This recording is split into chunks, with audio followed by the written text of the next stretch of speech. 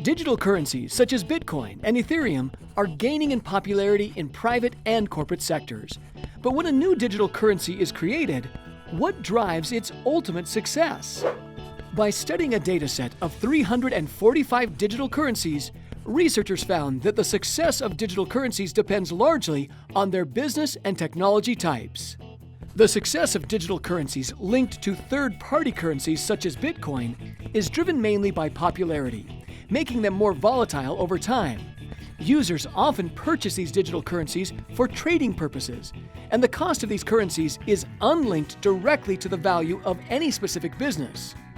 But when a firm creates its own blockchain platform network for its own digital currency, the more valuable products or services that are available on the platform, the less likely users are to exchange the digital currency for another.